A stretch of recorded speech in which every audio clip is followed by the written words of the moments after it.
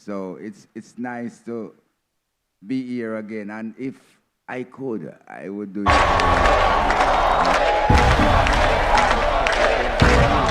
How you want to start? Thanks. Yes. And Don Carlos, can you just remind the good people here at Rototom Sunsplash, you've got a long association with a vocal style that we know as the Waterhouse style, Waterhouse being a district in Western Kingston. Can you tell the people here about, did you grow up there, or how and when did you move there exactly? Yeah, well, I was born in West Kingston, you know, almost in front of Tivoli Garden, you know. And I moved to Waterhouse when I was maybe about 4 or 5, and I grew up in Waterhouse from then, you know. And what can you tell us about that neighborhood, Waterhouse, a place that's given us so many great singers and vocal harmony groups? Well, as you know, there's lots of talent in Waterhouse, or come from Waterhouse, you know. But in Jamaica, it's kind of different because politics is a thing we're really involved in the ghetto, you know, because, you know, the struggling people always want to find, you know, something to survive on. So politics was really a factor there, you know, to break up, you know, the peace and the unity. But through the music, you know, the powers of the music, you know, we keep the spirit of righteousness and consciousness, you know, and prolong, you know, to elevate goodness, you know, and the music is a tool that really keep me out of trouble, really, you know, and a lot of you too, because plenty of the rapper or the DJs them now, you know, they grow in the same environment, and it's the music really get them out. Once them start, you know, involved in the music, they forgot about, you know, folly or badness. So music is, you know, music is love, and love is music, if you know what I mean, you know. And people who love music are the happiest people I've ever seen. Yes. Yes. So tell us a little bit more about how you came to understand that you had singing talent and the path that you forged within music. Well, really, you know, when I was a kid, my dad was a tailor. You know, some people call him a seamstress, or, you know. He used to design clothes. And, you know, sometime I would wake up at like maybe 2, 3 o'clock and see him around the machine. And he was always singing. He was always singing. So, you know, I learned some of his songs. And when he started to sing, I would, you know, start to sing with him. And that's how I come to really, you know. But really, I have to give credit unto the Most High for everything still, because the inspiration from the Most High, you know. Okay. So you're saying that your father was singing his own original songs?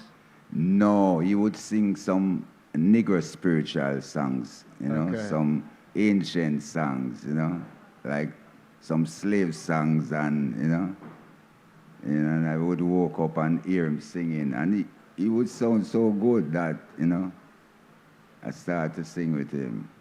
Okay. And from then on, you know, growing, I just get to love singing. That's everywhere I go, I would sing.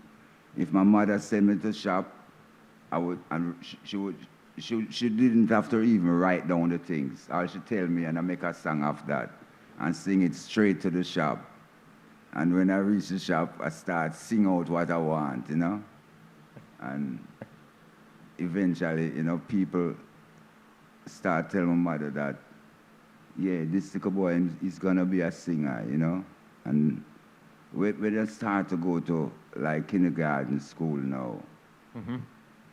My teacher used to come home and tell my mother that, oh, this little boy is not learning anything, you know, because every time I give him something to do, all he's doing is just singing, singing, singing, you know. And he have a song that I can remember I used to sing in the class, you know.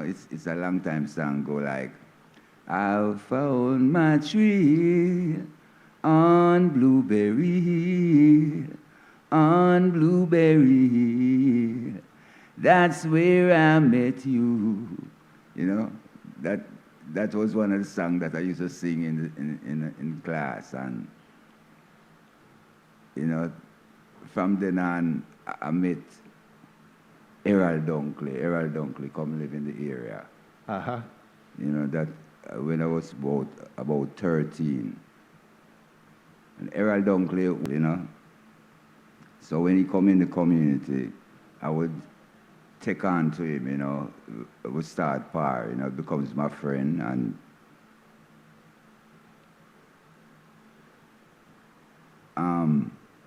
Jimmy London. I used to go to town and check a couple artists like Delroy Wilson, Jimmy London, the Clarendonians, Ken Booth, you know, and I used to just move around them. I wasn't going on like I was a singer, really. I just used to go around them and listen to them, and, you know. And Jimmy London wrote a song for me. And I asked Delroy Wilson to, you know, to give me a ear. A ear is like the melody, you know. And Delroy took it and give me a melody, and I bring it home and, you know, let Errol Dunkley hear it. And he said, Carlos, let me sing this song. And I said, okay, yeah, we'll sing it. And we went to the studio and recorded it, and the next thing, it come out without my vocal. Right. Yeah. So that was a kind of disappointing thing, but I prolong and do it again on my own this time and the next time, you know, and it's just, you know, mystical. I can't even explain it because the way it happened, you know, I don't even know, because sometimes I didn't even set it. The first time I'm gonna travel, you know, I didn't even know that I was gonna even travel. Well, so you're mentioning, yeah, I think you had said before a song you recorded with Errol Dunkley, which became a hit for him, was Please Stop Your Lying. Is that correct? You know that, yeah, that's it. That's the same song, yeah, Please Stop Your Lying, Girl. And then a little farther down the line, you started to record some songs as a solo artist. So, Selector, give us a bit of track 2, and let's see, Don Carlos, what you can tell us about this one.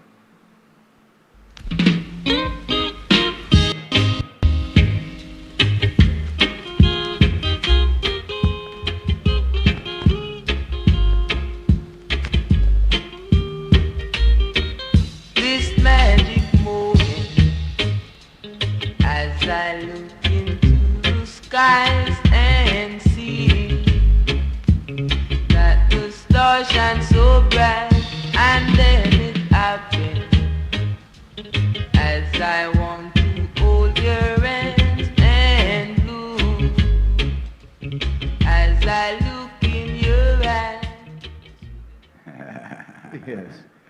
So Don, who did you, so this is a cover tune, of course. Yeah, that was an imitation of Benny King and the Drifters.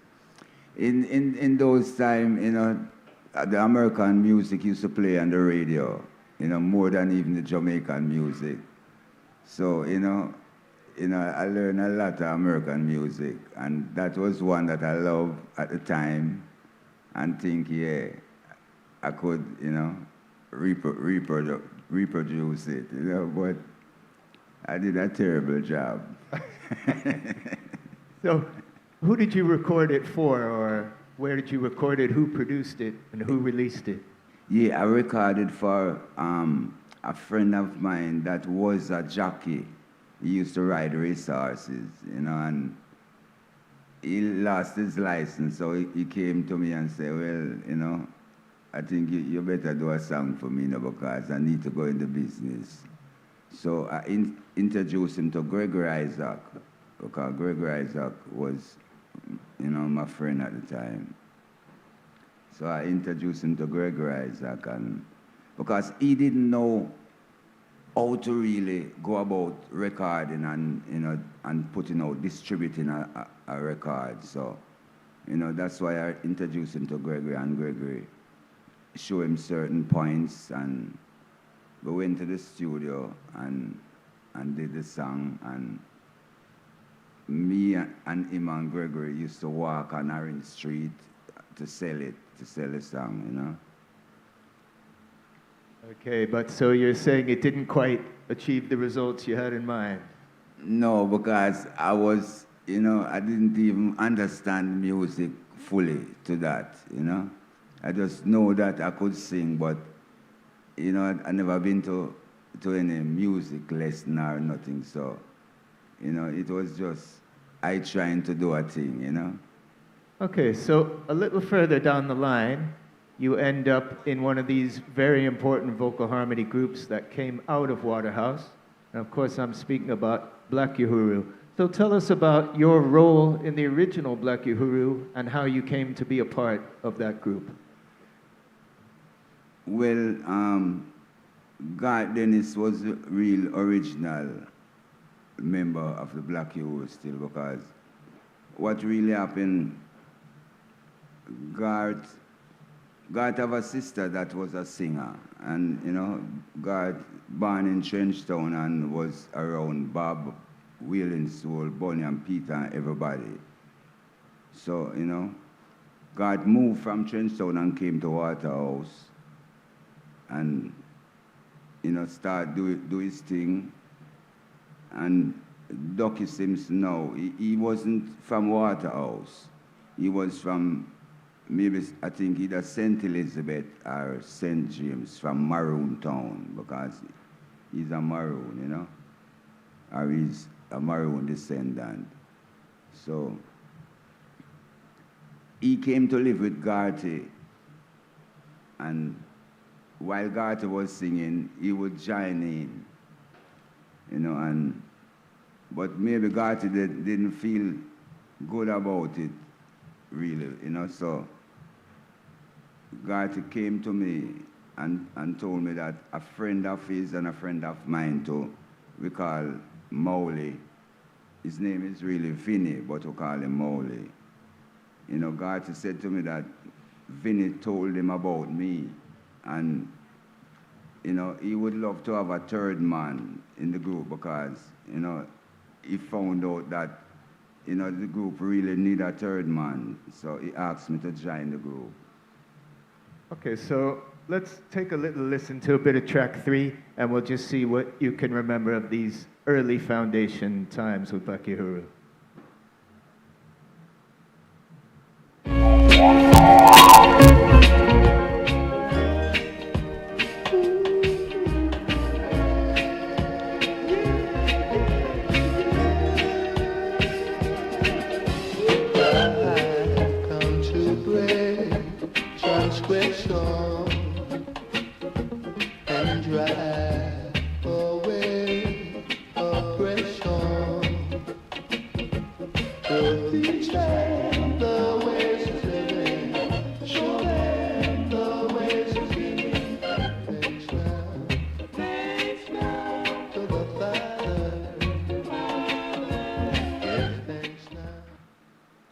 Yes. What do you remember about that track, Garth Dennis? Don Carlos. Yeah, that was the first song of Black Uhuru, really. You know, at that time, the group didn't really name Black Uhuru. It was like, it was Uro, Black Sounds of Freedom underneath. You know, and yeah, we did that song for a record company named Dynamics. You know, Byron Lee, I think, was the owner for that studio. And that's when we went into the studio to do it, you know, it took us a while to do it, you know. And, you know, maybe I shouldn't even say this, but, you know, yeah, I'm not gonna even mention it still, but it worked out that the song came out. You know, Garth Dennis was the lead singer, really. I carried the harmony. I was, you know, and it came out on Randy's Records, which is VP Records now. Called us to do a song for them too, and we did it. But I don't know if that song came out because I never hear that. Well, I tell you what, we'll just give you a little snippet of track 4 just to remind you what it sounded like. It did come out on a limited 45, so track 4.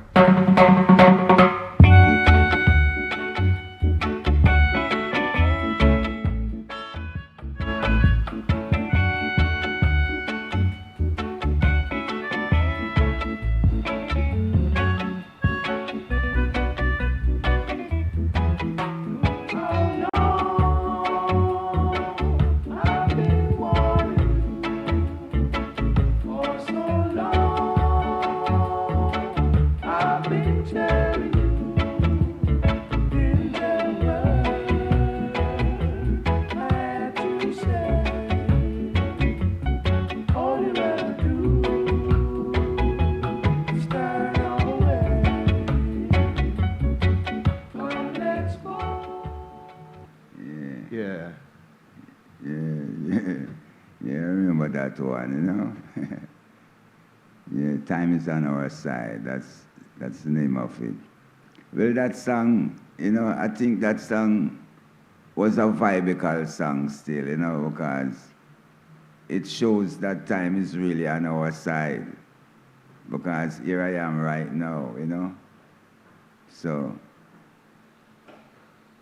Okay, but so a little after that, the group kind of paused, or you came out of the group, and you started this very long solo career that you're still continuing now. Well, I was Don Carlos before Black You remember, because, you know, I did Sweeter Than Wine. That came out long. That was like in the 60s, and Uru never started until 70.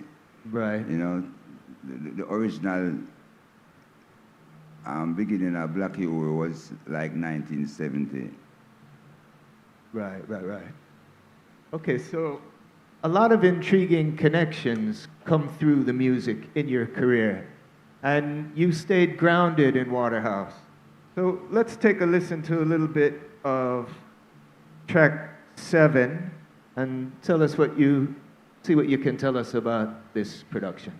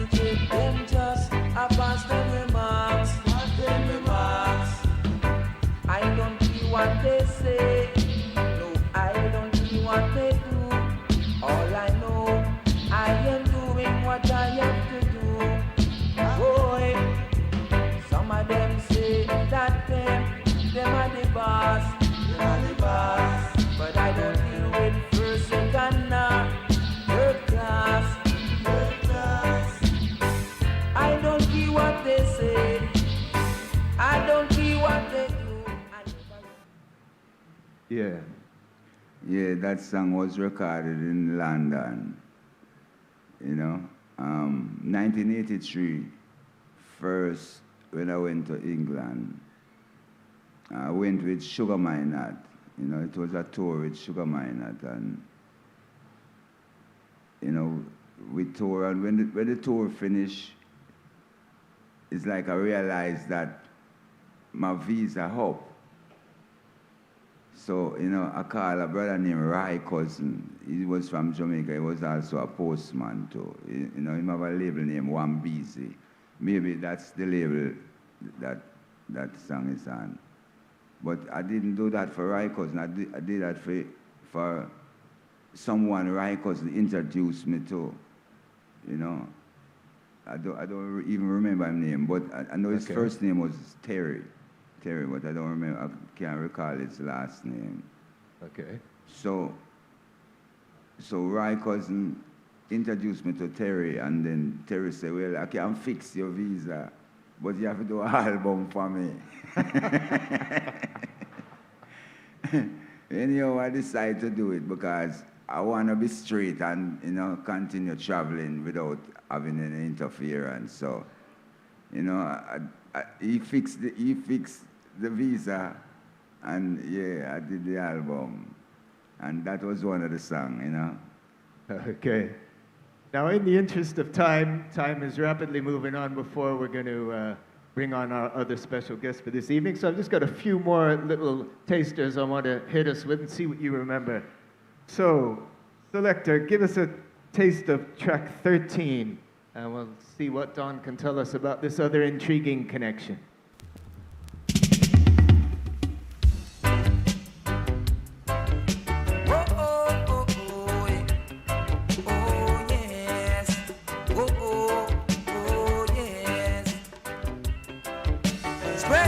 Spread out, here I come again, boy. Spread out, here I come again, yeah. This a music, it sounds so sweet, you just can't afford not to move your feet. This a music, old like rock, it's high than Carlos on the tracks. Spread out, here I come again, boy. Spread out. Yes. Yeah, that was recorded at Aquarius Studio in Jamaica. And I recorded for a company named Live and Learn. Live and Learn. Yeah, he was a part of Russ Records. He linked with Russ Records. So Russ, at the time I was working with Russ Records, and he came to Russ and asked Russ to let her do a song for him, and Russ said, yeah, you can do a song for him. So I did that song. And I think when the record came out, there was a credit given to Sidney Wolfe from the Ross Michael and the Sons of Negus, and he's also an uncle to Beanie Man. Did he have involvement in that record? Well, Beanie Man and Sidney Wolfe, Beanie Man is Sidney Wolfe's nephew. Right. Yeah, and they come from a high regard Rastafarian culture, because Sidney Wolfe's dad, his name is Val Wolfe. And when King Selassie come to Jamaica, he gave Val Wolfe, documents that say Jamaica have a piece of land in Sasamale. So, Val Wolfe was high up in the Rastafarian, and, I went before that, when I was a postman, I used to pass Beanie Man house morning and evening, going and coming back from work, crossing the Red Bridge. Okay. So, I used to stop at Beanie Man house, and to check Sidney Wolfe, which Sidney Wolfe was the reason why. Because he had a sound named Master Blaster. Right. Yeah, and sometimes I would go on the sound and, and do a little thing. Beanie Man would be there as a little kid, coming up, and, I would be giving him encouragement, see me, because he sounded good. Okay. It sounded good, so I know he would come out to be, a good artist. Yes. Okay, so moving a little closer to the present day, when you cross that Atlantic Ocean and you make your home in California, So let's take a little listen to track 17, a little bit of that, and Don, see what you can tell us about this. Defeating them because they have no purpose. I want to be part of the dawning. Don't want to see them in the morning. Morning for the pure loss of life. Can't say so. Oh, over yonder, them chanting no Jah. Want to hold them head up high. And if we see them, they should be ranking. I am the chosen, so far the right. So far the right. So far the right. So far the right. Groundation, yeah. Groundation is a group from California that, they always play my song and they love Dan Carlos. So, Harrison, that's the lead singer, came to me one day and said, well, Dan, you want to see, boy, I would have loved if you give us strength on this album here, This is like our debut album, so, I would love it to come out strong, so I would love you to give me a strength. Yeah, and I tell him, yes, I can, but right now he has to write the lyrics because I don't have any time to concentrate on writing lyrics because I was so busy. So he said, yeah, I've got the song for you already, man. I have everything already. So I said, yeah, all right, let her listen to it. And he started playing it and show me my part and show me where Cedric, from Congos, because it was three of us on that first album. And it worked out nice. I like how it worked out. It's a good collaboration, Okay.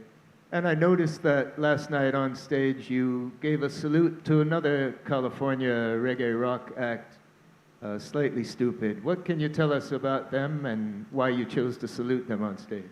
Well, you see, I love them so much. They're such a loving set of youths, and they always play Dan Carlos.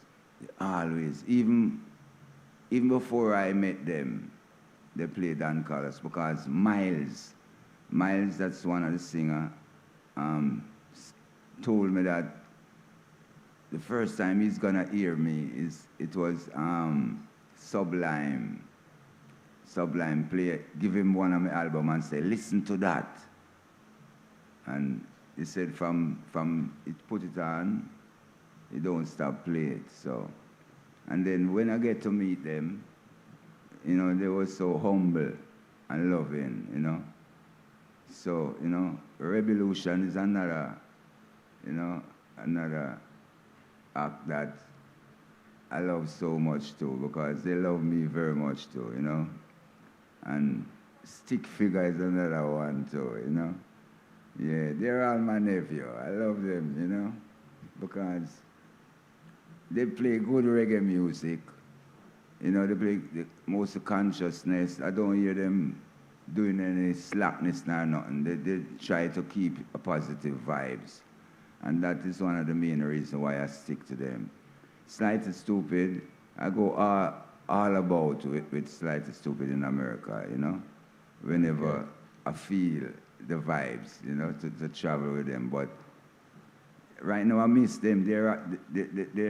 They play that Red Rocks, which, in California, no, not California, in Colorado, which I miss them. I miss that festival, and I know they miss me too, and even the audience there, because, to check my media, you can see where, a lot of people write and tell me that they're sorry I'm not there. But, Right. The works have to go on, and it's not only one place needed the message. There's a lot of other people all over the world really need the message. So while they're there spreading it one way, I'm cross here spreading it too. So it's a good thing. Yes. Yes. Thank you very much, Don Carlos, for sharing these memories with us. Thank you for continuing your career. One more time, Reggae University, round of applause for Don Carlos. And one more thing. Do not move. Do not go anywhere. Nobody move, nobody get hurt, because as soon as Don makes his way backstage, we will have our second special guest for this evening, Muta Baruka. So stick around for that. Thank you. Okay, I just want to say one thing. If you people bring Slightly Stupid next year, I'll be here. Okay. All right. Thank you, Don Carlos. Thank you, my fam. I love you all. We love you all, but remember, Jah love you more. And that's for sure. I drive police, are the easiest man for